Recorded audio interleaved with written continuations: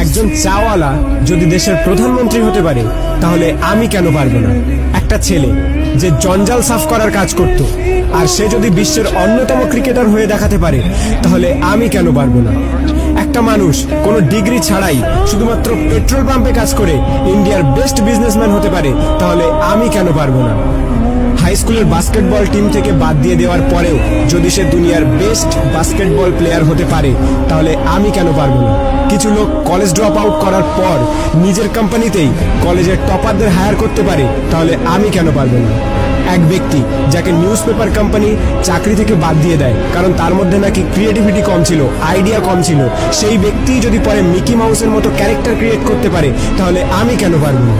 একটা মানুষ যার গার্লফ্রেন্ড তার সাথে ব্রেকআপ করে নেয় এবং তাকে সমস্ত সোশ্যাল সাইট থেকে ব্লক করে দেয়, কিন্তু সেই ব্যক্তি পরে দুনিয়ার সব থেকে বড় সোশ্যাল নেটওয়ার্কিং সাইট ফেসবুক বানিয়ে দিতে পারে তাহলে আমি কেন পারবো না? এক ব্যক্তি 999 বার ফেল হওয়ার পরেও হার না মেনে 1000 বারের মাথায় বাল্ব আবিষ্কার করতে পারে তাহলে আমি কেন পারবো না? দুবার বিজনেসে ফেল হওয়ার পরে ডিপ্রেশনে গিয়ে পরপর 8 বার ইলেকশনে হেরে গিয়ে 9 বারের মাথায় আমেরিকার প্রেসিডেন্ট হতে পারে তাহলে আমি কেন পারবো না?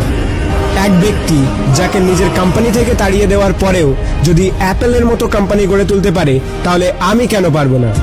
একটা মেয়ে যে 9 বছর বয়সে সেক্সুয়ালি অ্যাবিউজড হওয়ার পরেও 10 বছর বয়সে প্রেগনেন্ট হওয়ার পরেও লোকাল টিভি শো থেকে বের করে দেওয়ার পরেও অস্কার জিততে পারে এবং কোটি কোটি টাকা ইনকাম করতে পারে তাহলে আমি কেন পারবো না? একটা জবলেস মেয়ে যার স্বামী তাকে ডিভোর্স দিয়ে দেয় এবং 3 বছরের বাচ্চাটিকে মানুষ করার দায়িত্ব তার উপরে চলে আসে, ডিপ্রেশনে যাওয়ার পরেও ওয়ার্ল্ডের সব থেকে বিখ্যাত নোভেল সিরিজ অর্থাৎ হ্যারি পটার লিখে ফেলে, যার ফলে সে কোটি কোটি টাকা ইনকাম করছে, তার একদিনের ইনকামে একটি ল্যাম্বরগিনি কেনা যাবে। এক ব্যক্তি যার পুরো বডি প্যারালাইজড, চলাফেরা তো দূরের কথা, নিজের আঙুল পর্যন্ত নাড়াতে পারে না, সে যদি ওয়ার্ল্ডের one of the best scientist হতে পারে তাহলে আমি কেন পারবো না?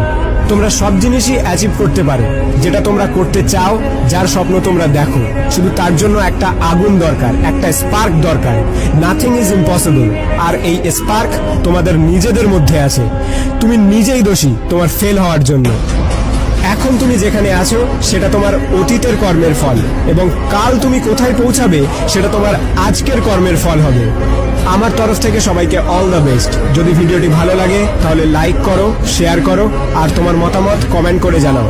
আর যদি প্রথমবার আমার ভয়েস শুনে থাকো তাহলে প্লিজ চ্যানেলটিকে সাবস্ক্রাইব করো আর পজিটিভিটি দিয়ে নিজেকে ঘিরে রাখো।